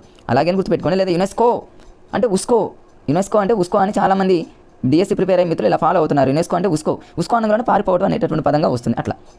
యూనిసెఫ్ అంటేనేమో న్యూయార్క్, యునెస్కో అంటేనేమో ఫ్రాన్స్ రాజధాని ప్యారిస్. అంతే ఫ్రెండ్స్, ఏమిలే. తర్వాత ఇక్కడ ఐఎంఎఫ్ ఫ్రెండ్స్ చాలా చాలా ఇంపార్టెంట్. ఇక ఐఎంఎఫ్కి సంబంధించి మొన్న గ్రూప్ 1లో తెలంగాణలో బిట్ అడిగాడు ఫ్రెండ్స్. బ్రిటన్ వుడ్స్ కవలాలు అని ఏ రెండు బ్యాంకులను కలిపి అంటారు, అది అడిగాడు. ఇప్పుడు నేను చెప్తాను మీకు లాజిక్. ఇది ఎక్కడ ఉంది అంటే ఏమీ లేదు ఫ్రెండ్స్. ఐఎంఎఫ్ బ్యాంకులకు సంబంధించి, డెవలప్మెంట్కి సంబంధించి బ్యాంకులు డబ్బులు అనే పదం వస్తే వాషింగ్టన్ డీసీ. ఇక అంతే, దాన్ని ఎక్కువ టైం కేటాయించొద్దు. Washington DC. తర్వాత మళ్ళీ ఇది కూడా వాషింగ్టన్ డెవలప్మెంట్ బ్యాంకు ఇంటర్నేషనల్, అది గుర్తుపెట్టుకోండి. ఐబీఆర్డీ అనే పదం కూడా వీటన్నింటి. ఐబీఆర్డీ యొక్క abbreviation friends International Bank for Reconstruction and Development. ఎక్కడుందంటే ఇది కూడా సేమ్ వాషింగ్టన్ డీసీ. మొత్తానికి ఈ ఐఎంఎఫ్, ఐబీఆర్డీ రెండింటిని కలిపి బ్రిటన్ వుడ్స్ కావాలంటారు. మన టీఎస్పీఎస్సీ గ్రూప్ 1లో అడిగినటువంటి బిట్ ఫ్రెండ్స్. గతంలో డిఎస్సీలో చాలాసార్లు అడిగినటువంటి బిట్ మళ్ళీ ఇచ్చే అవకాశం ఉంది. సో దీన్ని మీరు 100% చదవాలి ఫ్రెండ్స్. ఏంటి బ్రిటన్ వుడ్స్ కావాలని ఏ రెండింటిని అంటారంటే ఐఎంఎఫ్, అదేవిధంగా ఐబీఆర్డీ. ఎట్లా గుర్తుపెట్టుకుంటారంటే ఈజీగా గుర్తుపెట్టుకోవచ్చు ఫ్రెండ్స్. బ్రిటన్ అనగానే మీరు ఏం గుర్తుపెట్టుకుంటారంటే రెండు, బ్రిటన్ అంటే బిగ్ అంటే చాలా పెద్ద బ్యాంకులు అన్నట్టు గుర్తుపెట్టుకోండి ఫ్రెండ్స్. ఆ రెండు ఏంటంటే ఒకటి ఐఎంఎఫ్ ఇంటర్నేషనల్ అనేటటువంటి పదం. స్టార్టింగ్లో రెండు ఐలే వస్తాయి ఫ్రెండ్స్. ఐఎంఎఫ్, రెండోదేమో ఐబీఆర్డీ. ఐఎంఎఫ్ రెండు చూడండి. ఐఎంఎఫ్, ఐబీఆర్డీ మీరు ఒక చోట నోట్ చేసుకోండి ఫ్రెండ్స్. లేదా ఎక్కడైనా అప్పుడప్పుడు దీన్ని చదువుతూ ఉండండి, ఈజీగా గుర్తుంటుంది. ఈ రెండింటిని బ్రిటన్ వుడ్స్ కావాలంటారు. ఐఎంఎఫ్, అదేవిధంగా ఐబీఆర్డీ చాలా ఇంపార్టెంట్. దాన్ని చదవండి ఫ్రెండ్స్. నెక్స్ట్ చూద్దాం. ఇంతే సింపుల్గా చదవండి ఫ్రెండ్స్, కష్టంగా వద్దు. సో ఫ్రెండ్స్ నెక్స్ట్ నెక్స్ట్ వచ్చేసి అంతర్జాతీయ సంస్థలు. నేను ఇక్కడ ఈ ఏరియా మీద కన్ఫామ్గా ఒక బిట్ నేను ఎక్స్పెక్ట్ చేస్తున్నాను ఫ్రెండ్స్. అంతర్జాతీయ సంస్థల మీద కన్ఫామ్గా బిట్ ఇవ్వడానికి ఎక్కువగా స్కోప్ ఉన్నటువంటి ఏరియా కూడా అంతర్జాతీయ సంస్థలు. ఈ అంతర్జాతీయ సంస్థల మీద నేను ఇక్కడ ఖచ్చితంగా ఒక బిట్ ఎక్స్పెక్ట్ చేస్తున్నాను ఫ్రెండ్స్. చాలా ఇంపార్టెంట్. ఏంటి అంతర్జాతీయ సంస్థలు? ఫస్ట్ది వరల్డ్ ట్రేడ్ ఆర్గనైజేషన్ అంటారు, WTO ఫ్రెండ్స్. దీని గురించి డీప్గా చదవడం అవసరం లేదు, కానీ జస్ట్ దాని యొక్క ప్రధాన కార్యాలయం అంతే ఫ్రెండ్స్. సభ్య దేశాలు అవన్నీ కూడా అవసరం. మన DSC పరంగా జస్ట్ ఏంటంటే ఫ్రెండ్స్, మరి దాని యొక్క ప్రధాన కార్యాలయం కొన్నింటికి సభ్య దేశాలు గుర్తుపెట్టుకుంటే చాలు. ప్రతిదానికి సభ్య దేశాలు ఎన్ని అవన్నీ చదవడం అవసరం లేదు. ప్రధాన కార్యాలయాలు మాత్రం ఖచ్చితంగా అడుగుతాడు. మ్యాచింగ్ ఇవ్వడానికి ఎక్కువ స్కోప్ ఉంది ఫ్రెండ్స్. మరి WTO అనగానే మనకు వరల్డ్ ట్రేడ్ ఆర్గనైజేషన్ అనేటటువంటి మనందరికీ తెలుసు ఫ్రెండ్స్, అది ప్రపంచ వాణిజ్య సంస్థ అని అర్థం. వాణిజ్యం అంటే ఏంది ఫ్రెండ్స్? వాణిజ్యం అనగానే జనరల్గా చూడండి, వాణిజ్యంలో ఇక్కడ అనే పదం ఉంది కాబట్టి జెనీవా అనేది వెంటనే వస్తుంది చాలా మందికి. ఇప్పుడు అంతర్దృష్టి సైకాలజీలో కోహిలర్ లాగానే వెంటనే బల్బు వెలుగుతుంది. వాణిజ్యానంలోనే జెనీవా లేదా స్విట్జర్లాండ్ అని. లేదా వాణిజ్యం అంటే ఏమో బిజినెస్ పరంగా కాబట్టి జనమే కదా, జనం అని గుర్తుపెట్టుకోండి. జెనీవా అంటే ల్యాండ్ మీద ఉన్నటువంటి జనమే కదా ఫ్రెండ్స్. వాణిజ్యం అలాంటి బిజినెస్లు చేస్తే అట్లా గుర్తుపెట్టుకోండి. మరి సభ్య దేశాలు ఏంటంటే ఏమో 164 ఫ్రెండ్స్. 164. మరి ఈ 164 అనేటటువంటి విషయాన్ని కూడా మీరు గుర్తుపెట్టుకోండి. ఎక్కువగా ఎగ్జామ్లో స్కోప్ ఇవ్వడానికి స్కోప్ ఉన్నది ఏంటంటే దాని యొక్క ప్రధాన కార్యాలయాలు మ్యాచింగ్లో ఇచ్చేటటువంటి అవకాశం ఉంది. ఇక మిగతాది ఏం అవసరం లేదు ఫ్రెండ్స్, మనం డీప్గా చదవడం అవసరం లేదు. కొంచెం వీడియోని కొంచెం ఫాస్ట్గా లాగిచ్చేద్దాం ఫ్రెండ్స్. మరి అది అంతవరకు జస్ట్ ఆ విషయాన్ని గుర్తుపెట్టుకుని దాని యొక్క ప్రధాన కార్యాలయం సభ్య దేశాలు మొత్తం వచ్చేసి 164. Next Amnesty international friends. ఇది కూడా ఇంపార్టెంట్. కొన్ని ఇంపార్టెంట్గా ఉన్నవి, మేజర్గా ఉండేవి, చాలా ఇంపార్టెంట్ అనేటువంటి విషయాన్ని నేను ఎక్కువ ఫోకస్ చేస్తున్నా ఫ్రెండ్స్. అందులో రెండవది ఆమ్నెస్టీ ఇంటర్నేషనల్ అని అంటారు. అంటే ఆమ్నెస్టీ ఇంటర్నేషనల్ అనేది చాలా ఇంపార్టెంట్. ఇది ఇంగ్లాండ్లోని లండన్లో ఉంది ఫ్రెండ్స్. దీన్ని ఎట్లా గుర్తుపెట్టుకుంటారంటే ఆమ్నెస్టీ అంటే ఆమె అని గుర్తుపెట్టుకోండి. ఆమె చాలా లండన్ అంటే చాలా లండుగా ఉందని గుర్తుపెట్టుకోండి హాస్యంగా ఫ్రెండ్స్. అంటే ఆమ్నెస్టీ అనగానే మీకు ఆమె చాలా లండుగా ఉంది అనుకుంటే, చాలా లావుగా ఉంది అనుకుంటే లండన్ అని గుర్తుపెట్టుకోండి. అంతేగా ఒక విషయాన్ని గుర్తుపెట్టుకోండి చాలుగా. నెక్స్ట్ ఇటువైపు ఇంకా చూద్దాం ఫ్రెండ్స్. ఇవి చాలా ఇంపార్టెంట్ కాబట్టి అంతర్జాతీయ సంస్థలు అనేవి. ఇక్కడ IAEA అంటేనేమో చాలా ఇంపార్టెంట్. ఇది అంతర్జాతీయ అణుశక్తి సంస్థ, చాలా ఇంపార్టెంట్. ఇది కూడా గతంలో ఇవన్నీ ఇంపార్టెంట్ ఫ్రెండ్స్. వీటిని గుర్తుపెట్టుకోవడానికి మీరు లాజిక్స్ యూజ్ చేయాలంటే బండగా చదివితే గుర్తురావు ఫ్రెండ్స్, ఎవరికి గుర్తురావు. స్టేట్ ఫస్ట్ ర్యాంక్ వచ్చే వాళ్ళకి కూడా మరి బండగా ఎవరు చదవరు ఫ్రెండ్స్. ఎవరైతే లాజిక్గా చదువుతారో అలాంటి వాళ్ళు అందరికంటే భిన్నంగా ఉంటారు, డిఫరెంట్గా ఉంటారు, ఎక్కువ మార్క్స్ వస్తాయి, నో డౌట్. ఇక్కడ చూడండి, అంతర్జాతీయ అణుశక్తి సంస్థ అంటే IAEA అని అంటారు. International Atomic Energy Agency energy అంటారు friends. International Atomic Energy Agency అని అంటారు, IAEA అనమాట. దీని యొక్క ప్రధాన కార్యాలయం ఎక్కడ ఉందంటే ఆస్ట్రేలియాలోని వియన్నా. ఎట్లా గుర్తుపెట్టుకుంటారంటే అణుశక్తి అంటే ఏంటి ఫ్రెండ్స్? అణుశక్తి అని మనకు తెలుసు కదా. అంటే ఇప్పుడు ఫర్ ఎగ్జాంపుల్ ఫ్రెండ్స్, ఇక్కడ అణుశక్తి అని ఉందాం. శక్తి, ఎనర్జీ ఉన్నటువంటి వాళ్ళ ఎనర్జీని ఇయ్యమంటారు. చూడండి, కొంతమంది నీకు అంత ఎనర్జీ ఉంది అంటే నీ ఎనర్జీ నాకు కొంచెం ఇయ్యి. వియన్నా అంటే ఫ్రెండ్స్ మీరు ఎలా గుర్తుపెట్టుకుంటారంటే వియన్నా అంటే ఇయ్యన్నా, నీ ఎనర్జీ అంటే నీ శక్తి. రేపు ఎగ్జామ్లో అంతర్జాతీయ అణుశక్తి సంస్థ యొక్క ప్రధాన కార్యాలయం అనగానే ఎనర్జీని ఇయ్యన్నా అన్నాడు బ్రో, నాకు ఇవ్వు అన్నట్టు అనమాట. ఇయ్యన్నా నాకు ఎనర్జీని ఇయ్యన్నా అంటే గుర్తుపెట్టుకుంటే ఆస్ట్రేలియా రాదు. ఏదో ఫ్రెండ్స్ మన 4 ఒక ఆన్సర్ని క్యాచ్ చేయడం అంతే. మనం బిట్ ఎలా పెట్టామనేది కాదు ఫ్రెండ్స్, మనకు ఆన్సర్ వచ్చిందా లేదా అనేది ఇంపార్టెంట్. అది ఎవరికి తెలియదు. మన బ్రెయిన్, మనకు బిట్టు, మనకు జాబ్ అంతే ఫ్రెండ్స్. ఇక తర్వాత IAEA అయిపోయింది ఫ్రెండ్స్. నెక్స్ట్ వచ్చేసి అంతర్జాతీయ ఒలింపిక్ కమిటీ ఫ్రెండ్స్. ఇది మరి అంత మామూలుగా ఇప్పుడు మేజర్ పెద్ద గేమ్స్ ఉన్నాయి, వాటి మీద ఎక్కువ ఫోకస్ చేస్తారు, కానీ ఇలాంటి వాటి మీద ఏం ఫోకస్ చేయడు. కానీ ఇంటర్నేషనల్ క్రిమినల్ పోలీస్ ఇది ఒకటి ఇంపార్టెంట్ ఫ్రెండ్స్. ఇది ఒకటి అడిగాడు గతంలో. ఇంటర్నేషనల్ కొన్ని నేను ఇంపార్టెంట్ అనేటటువంటి వాటిని మీకు ఎక్కువగా ఫోకస్ చేస్తున్నా ఫ్రెండ్స్. ఇంటర్పోల్ అంటారు, చాలా ఇంపార్టెంట్ ఇది. ఇంటర్పోల్ అనేది ఏంటంటే ఇంటర్నేషనల్ క్రిమినల్ పోలీస్ ఆర్గనైజేషన్. ఇది ఎక్కడ ఉందంటే ఫ్రాన్స్లోని లయోన్స్ అని బండగా దీన్ని చదవని అవసరం లేదు, చూడగానే మనకు అర్థమైపోతుంది. పోలీస్ అనేటటువంటి వ్యక్తి ఎలా ఉంటాడో లైన్ అనమాట, ఒక సింహం లాగా ఉంటాడు అనుకుని గుర్తుపెట్టుకుని అంతే. ఇంటర్నేషనల్ క్రిమినల్ పోలీస్ అనగానే పోలీస్ అనగానే లైన్ అని గుర్తుపెట్టుకుని చాలు ఫ్రెండ్స్ అంతే. వాడు అడిగేది ఏంటంటే దానికి ప్రధాన కార్యాలయం మ్యాచింగ్ అంతే, అంతకంటే ఎక్కువ అడగడు. ఇంతకుముందు మనం WTO యొక్క దాంట్లో ఉన్న సభ్య దేశాలు కూడా చాలా తక్కువ సంస్థలకే ఉంటుంది, అన్నిటికి ఉండవు. తర్వాత నెక్స్ట్ ఇది చూడండి ఫ్రెండ్స్, ఇక్కడ international energy agency IEA. International energy agency అనేటటువంటిది ప్యారిస్. మామూలు జనరల్గా చదువుకోండి ఫ్రెండ్స్, అంత ఇంపార్టెంట్ అని నేను అనుకోవట్లేదు. గతంలో ఎప్పుడు కూడా ఎగ్జామినర్ ఫోకస్ చేయాలి, అలాంటి వాటిని అయితే ఎగ్జామినర్ ఇవ్వడు. కానీ ఇది ఒకటి ఇంపార్టెంట్. ప్రపంచ పర్యాటక సంస్థ. ఈ ఎన్విరాన్మెంట్కి సంబంధించిన వాటి మీద ఎక్కువగా ఎగ్జామినర్ ఫోకస్ చేస్తారు, అది గుర్తుపెట్టుకోండి. జనరల్గా చూడండి, ఎన్విరాన్మెంట్కి సంబంధించినటువంటి డేట్స్ కానివ్వండి, వాటి థీమ్స్ కానివ్వండి, ఎక్కడైనా రాష్ట్రాలలో కానీ ఎక్కడైనా మన కంట్రీస్లో కానీ ఎన్విరాన్మెంట్కి సంబంధించిన ప్రోగ్రామ్స్ కనుక జరిగితే కన్ఫామ్గా బిట్టు పడుతుంది, అంటే అలాంటి మీరు మిస్ అవ్వద్దు. ఇక్కడ ఏంటంటే ప్రపంచ పర్యాటక సంస్థ అన్నాడు. World Tourism Organization WTO. దీని యొక్క ప్రధాన కార్యాలయం ఎక్కడంటే మాడ్రిడ్, స్పెయిన్లోని మాడ్రిడ్ అనమాట. ఎట్లా గుర్తుపెట్టుకుంటారంటే చూడండి, పర్యాటక సంస్థ అంటే మనం ఎటైనా టూర్కి వెళ్ళాం అనుకోండి, ఎక్కడికైనా టూర్కి వెళ్తే మనం అదే సమ్మర్లో అనుకోండి, సమ్మర్లో కనుక మనం టూర్కి వెళ్తే మనం ఆ ఎండలో మాడిపోతాం అని గుర్తుపెట్టుకోండి. నేనైతే అట్లా గుర్తుపెట్టుకున్నా, టూరిజం అనగానే మాడిపోతాం, మాడ్రిడ్ అంతే అట్లా ఈజీగా గుర్తుపెట్టుకున్నాం, ఈజీ కోసం. ఇక నెక్స్ట్ అంతర్జాతీయ కూటమి అంతే ఫ్రెండ్స్. ఇప్పుడు నేను ఇదే వీడియోలో మొత్తం అసలు UNOకి సంబంధించి అంతర్జాతీయ సంస్థలు, దాని స్టోరీ, అంతర్జాతీయ కూటములు కన్ఫామ్గా 1 ఏంది ఫ్రెండ్స్, 2 బిట్స్ పక్క, 2 బిట్లు కన్ఫామ్గా వస్తాయి, ఈజీగా చదువుకోండి అంతే, భయపడుతూ చదవద్దు ఫ్రెండ్స్. ఇక్కడ చూడండి, బ్రిక్స్ అనగానే మనందరికీ తెలుసు ఫ్రెండ్స్. ఇక B అంటే ఏంటో తెలుసు మీకు, బ్రెజిల్ అని, రష్యా అని, ఇండియా అని, చైనా అని, సౌత్, ఇవన్నీ మీకు తెలుసు. దీని యొక్క ప్రధాన కార్యాలయం ఎక్కడుంది? దీని యొక్క బ్రిక్స్ యొక్క ప్రధాన కార్యాలయం ఎక్కడుందంటే చైనా రాజధాని చైనాలోని షాంఘైలో ఉంది. దీన్ని ఎట్లా గుర్తుపెట్టుకుంటారని చివరి 2 లెటర్లు గుర్తుపెట్టుకోండి ఫ్రెండ్స్. చివరి 2 లెటర్లో C అంటే ఏమో చైనా అని గుర్తుపెట్టుకోండి, S అంటే ఏమో షాంఘై అని గుర్తుపెట్టుకోండి. బ్రిక్స్కి సంబంధించి recent current affairs book friends. ఇదేంటంటే జనరల్గా ఉన్నటువంటి ఏరియా మీకు చెప్తున్నా. ఈ బ్రిక్స్కి సంబంధించి కరెంట్ అఫైర్స్ బుక్లో, ఈ షైన్ ఇండియా బుక్లో అక్టోబర్ నవంబర్ ఆ ప్రాంతంలో ఉంది.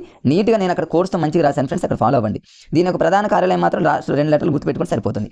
ఈ బ్రిక్స్లో ఉన్న సభ్య దేశాలు. నెక్స్ట్ బ్రిక్స్ ఎక్కడ జరుగుతుందంటే మరి రష్యాలో జరుగుతుంది. 2024 రష్యాలో జరగబోతుంది. ఇట్లాంటి అన్ని ఇన్ఫర్మేషన్ కరెంట్ అఫైర్స్లో ఉంటుంది ఫ్రెండ్స్. అవి మనం సెపరేట్గా నేను మళ్ళీ వీడియో చేస్తాను ఫ్రెండ్స్. మరొక మంచి వీడియోలో ఈ సదస్సులో సమావేశం. ఇది 4th టాపిక్ కాబట్టి ఇవేనో చెప్తున్నా ఫ్రెండ్స్. నెక్స్ట్ మన టాపిక్ 5th, అట్లా 6th.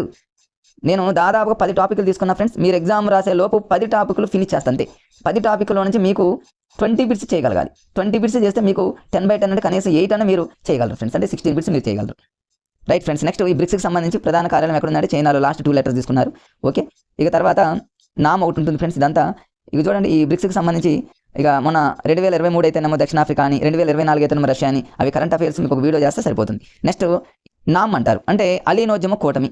ఈ అలీనోద్యమ కూటమి మీద కూడా చాలాసార్లు ఇంపార్టెంట్ ఫ్రెండ్స్. ఇది కరెంట్ అఫైర్స్లో ఈ నామ్ మీద చాలా మంచి ఇన్ఫర్మేషన్ ఉంది. షైన్ ఇండియాలో డిసెంబర్ జనవరి ఆ ప్రాంతంలో ఉంది ఫ్రెండ్స్. ఇవన్నీ కలిపి మరొక వీడియో చేస్తా. మీకు సాధ్యమైనంత వరకు ఈ షైన్ ఇండియాలకు సంబంధించి పీడిఎఫ్ తీసుకోవడానికి ప్రయత్నం చేయండి ఫ్రెండ్స్.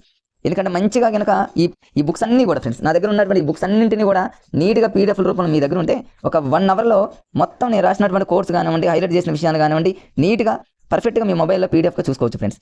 ఇక అలీనోద్యమానికి సంబంధించి ఇంపార్టెంట్ బిట్స్ ఏంటంటే ఫ్రెండ్స్, ఇందులో మరి మొత్తం మరి ఇది ఎక్కడంటేనేమో బెల్గ్రేడ్లో జరిగింది.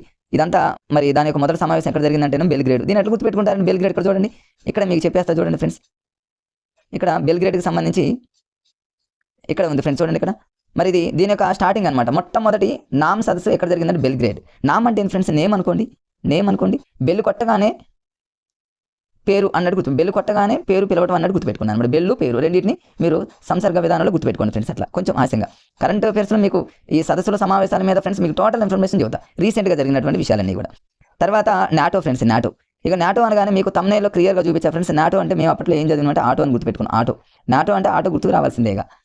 నాటో అంటే ఆటో. ఇక్కడ ఏంటంటే బ్రసెల్స్ అంటే మేము దీన్ని 2 ఆటో. ఇప్పుడు నాటో అనంలోనే ఆటో కదా ఫ్రెండ్స్. ఇట్లా గుర్తుపెట్టుకుని మీరు లైఫ్లో మర్చిపోరు. బ్రసెల్స్ అంటేనేమో బస్ అని గుర్తుపెట్టుకోండి.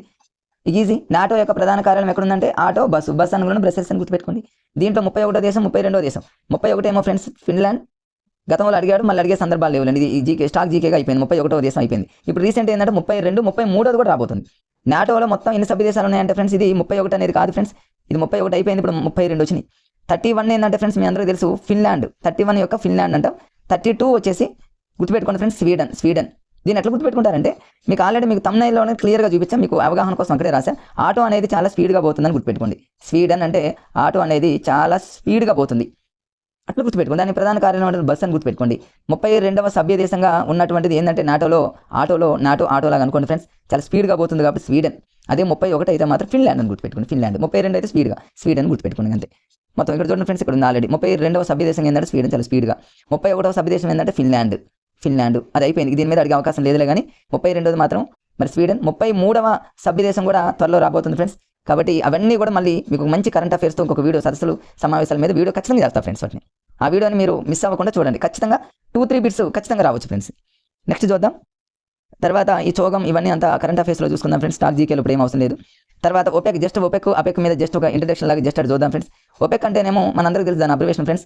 ఏంటంటే ఆర్గనైజేషన్ ఆఫ్ పెట్రోలియంకి సంబంధించిన ఫ్రెండ్స్. ఇది ఎక్స్పోర్టింగ్ కంట్రీస్ అని అంటారు. OPEC అంటే పెట్రోలియంని ఎక్స్పోర్ట్ చేయడం. దీని యొక్క ప్రధాన కార్యాలయం ఎక్కడుందంటే వియన్నా. అంటే ఇంతకుముందు లాగానే పెట్రోల్ మనం పెట్రోల్ బంక్ దగ్గరికి వెళ్ళి ఫ్రెండ్స్ ఏం చేస్తాం, బైక్లో పెట్రోల్ పోస్తాం. దాన్ని మనం ఏమంటే పెట్రోల్ వియన్నా అని అనుకోండి అంతే. వియన్నా అంటే పెట్రోల్ని ఇంతకుముందు అణుశక్తి అనగానే శక్తి వియన్నా. జస్ట్ ఏంటంటే బిట్ రావడానికి మనం చేసే ప్రయత్నం ఫ్రెండ్స్. అట్లా గుర్తుపెట్టుకోండి. ఈ OPECలో ఉన్న ప్రధాన మొత్తం సభ్య దేశాల సంఖ్య ఎంత అంటే ఫ్రెండ్స్ 12. OPECలో ఉన్న సభ్య దేశాలు 12. ఈ 12 రివర్స్ రాస్తే 21 ఫ్రెండ్స్. ఈ 21 అనేది ఏమవుతుందంటే APEC అవుతుంది ఫ్రెండ్స్. మీకు ఇప్పుడు చూపిస్తా. OPEC అంటే ఏమో 12. అంటే పెట్రోల్ అనేది 12 నెలలు మన బండిలోనే పోయించాలనుకోండి. గుర్తుపెట్టుకోండి. అట్లా నేను అట్లా అయితే గుర్తుపెట్టుకున్నట్లా. ఇవన్నీ మీకు కరెంట్ అఫైర్స్లో మళ్ళీ అన్ని మీకు మంచిగా చెప్తా ఫ్రెండ్స్. జస్ట్ మీకు ఒక లుక్ వేయండి అంతే. మీకు ఒక కరెంట్ అఫైర్స్ మీద మళ్ళీ ఒక సదస్సులు సమావేశాల మీద అద్భుతంగా వీడియో చేస్తా కోర్స్తో. ఇక చూడండి APEC అనగానే మీకు ఇంతకుముందు 12 రివర్స్ రాశారనుకోండి 21. దీని ఒక ప్రధాన కార్యాలయం ఏడుందంటే ఫ్రెండ్స్ సింగపూర్ అని గుర్తుపెట్టుకోండి. చాలా పూర్ అనమాట ఇది. ఏంటి చూడండి APEC అంటే ఇప్పుడు ఆసియా పసిఫిక్ ఆర్థికం అంటే డబ్బులో పూర్ అని గుర్తుపెట్టుకోండి ఫ్రెండ్స్ అంతే సింగపూర్. ఇక G4 అంటే మనందరికీ తెలుసుగా ఫ్రెండ్స్ బాబా జాజా. ఈ G4 అనేది బాబా జాజా అనేది ఇంతకుముందు మనం అనుకున్నాం ఫ్రెండ్స్. మరి దీని ఇంతకుముందు మనం 2-3 సార్లు రిపీట్ చేస్తాం కాబట్టి G4 అనగానే బాబా జాజా అని గుర్తుపెట్టుకుని సరిపోతుంది. వీటి మీద తర్వాత చెప్పుకుందాం ఫ్రెండ్స్ మన సదస్సులు వాటి మీద. జస్ట్ ఏంటంటే ఒకసారి జస్ట్ అట్లా చూద్దాం. ఇంకా ఇక్కడ ఏమన్నాయంటే ఫ్రెండ్స్ ఇవన్నీ అవసరం లేదు కానీ G20 అనేది ఒకటి ఉంటుంది. G20 అనేది చాలా ఇంపార్టెంట్. G20 అనేది ఎందుకు ఇంపార్టెంట్ అంటే ఫ్రెండ్స్ మనందరికీ తెలుసు G20 అనేది మన ఇండియాలో జరిగింది రేపు. నా ఎక్స్పెక్టేషన్ పరంగా కరెంట్ అఫైర్స్లో G20 మీద కన్ఫర్మ్ బిట్టు కొన్ని ఏరియాస్ ఉన్నాయి.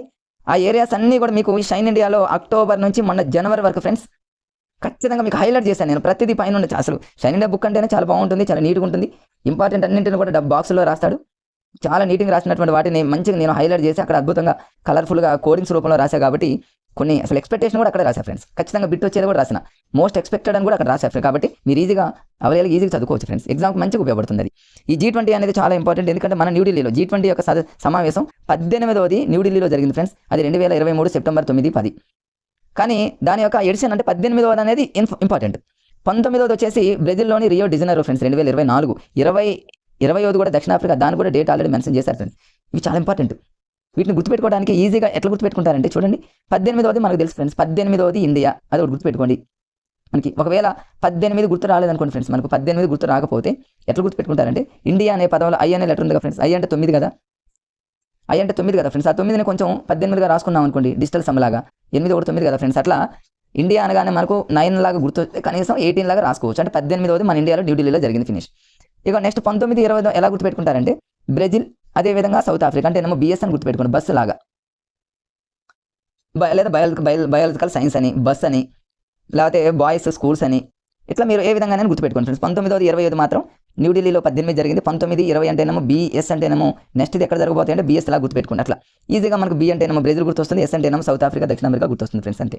చాలా ఇంపార్టెంట్, చాలా ఇంపార్టెంట్. ఎందుకంటే న్యూఢిల్లీలో జరిగింది కాబట్టి ఫ్రెండ్స్. డేట్ కూడా ఇంపార్టెంట్ గుర్తుపెట్టుకోండి. 2023 సెప్టెంబర్ 9 నుంచి 10, 9 to 10 అనమాట. చాలా ఇంపార్టెంట్. మళ్ళీ మీకు వీడియో రూపంలో చాలా మంచిగా కోడింగ్ రూపంలో అందజేస్తా ఫ్రెండ్స్. నెక్స్ట్ చూద్దాం ఇక్కడ ఫ్రెండ్స్. ఇవన్నీ ఇక ADB బ్యాంక్ మనందరికీ తెలుసు. ఆసియా అభివృద్ధి బ్యాంకు. ఆసియా అభివృద్ధి బ్యాంకు.